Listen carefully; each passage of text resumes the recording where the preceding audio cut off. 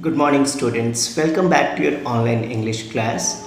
In the previous lesson, we started with the story of Albert Einstein at school.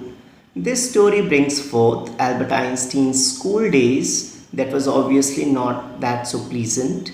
The story begins with young Albert Einstein being in his history class. The teacher asks him about a certain date, to which Albert admits that it is pointless to memorize dates.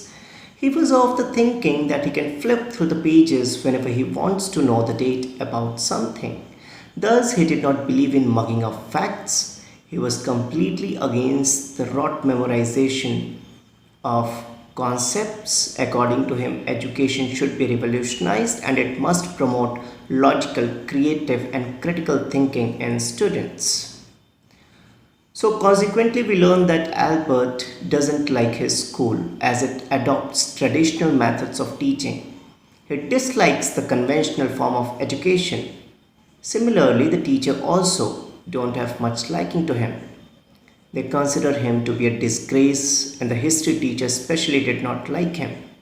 When this incident happens in history class, the teacher gets irritated and asks him to leave. Dear students, now for your convenience, we will be further exploring various subheadings under which the story is divided.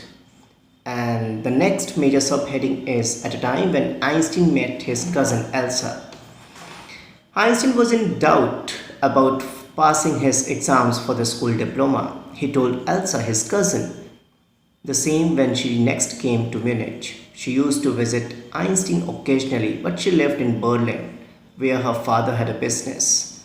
Elsa tried to counsel Einstein. She told him that she knew a lot of boys who were more stupid than him, and they all had passed the exam. She counseled him to continue his studies in the school. Einstein explained his helplessness by saying that he was no good at learning things by heart. He was reading a book on geology, which was not even a part of his diploma. Still, he was studying it because he liked it. Apart from books on science, his only comfort was playing his violin until his landlady asked him to stop. Next major subheading is when Einstein plans to get away from school. Einstein thought that it was meaningless for him to stay on in Munich. It was no use wasting his father's money and everyone's time. And so Einstein suddenly got an idea. He met Yuri and asked him if he knew a doctor. Einstein wanted to get a medical certificate to show that he had a nervous breakdown and he should stop going to school. Yuri doubted that the doctor will believe Einstein. Einstein commented that he would have a real nervous breakdown to make matters easier for the doctor. The next subdivision is when the doctor gives Einstein a medical certificate. Yuri found a recently qualified doctor, Dr. Ernst well. Yuri warned Einstein against trying to deceive Ernst, but to be frank and honest. Einstein met Dr. Ernst the next day. Dr. Ernst informed him that Yuri had told him about his troubles. Einstein informed him about his plans to move to Milan. Dr. Ernst gave him a medical certificate stating that Einstein was suffering from nervous breakdown and should stay away from school for 6 months. Einstein thanked the doctor and took Yuri for a meal. Next subheading tells us about the time when Einstein seeks a reference. Einstein told Yuri that he would leave school forever as he never wanted to come back to the school. Yuri suggested him to take a reference letter from his maths teacher to Mr. Koch before going to the headmaster. Mr. Koch really admired Einstein for his brilliance and gave him the reference. Next subdivision is when Einstein was summoned by the head teacher.